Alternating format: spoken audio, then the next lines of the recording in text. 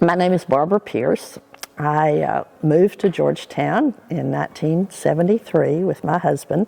He was finishing his residency in a family practice at John Peter Smith, and we were looking for a place to practice and build our family, and came to Georgetown. And the weekend we spent here with Dr. and Mrs. Benold, they brought us to First Methodist Church. And we were so pleased.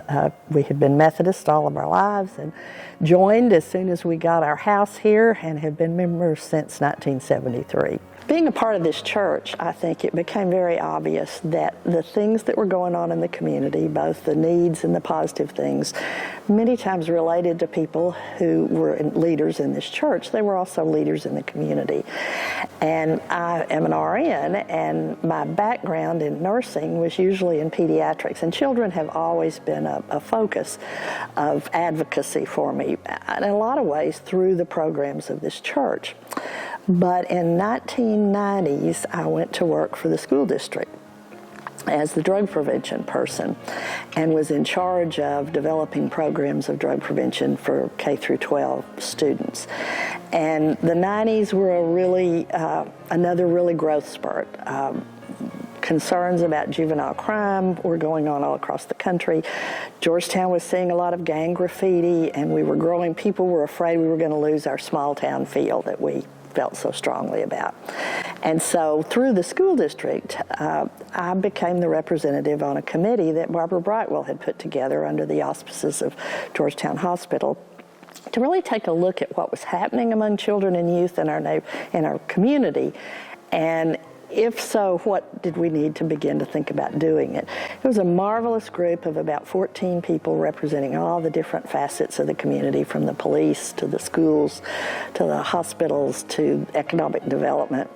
And what we did was begin to identify the fact that if we were going to be ahead of this curve, we really needed to figure out some solutions and where to go. And the first thing we did was come up with a vision. That was one of the hardest things. We struggled with that for maybe, 6 months. But the vision we came up with, I think, is really what has driven the Georgetown Project, its impact, and what has happened since then. And that was that we wanted our community to be a place where no child was hurt, hungry, alone, or rejected, and where all children feel loved, respected, and treated with dignity. It's a pretty powerful vision. And once that took shape, then it was, okay, how do we begin to make that happen? So over about 18 months, this group worked really hard to not only have the vision, but come up with how to make it happen, what the mission was, and how to accomplish that. And the idea was to develop a nonprofit, and I was asked to be the executive director of that nonprofit.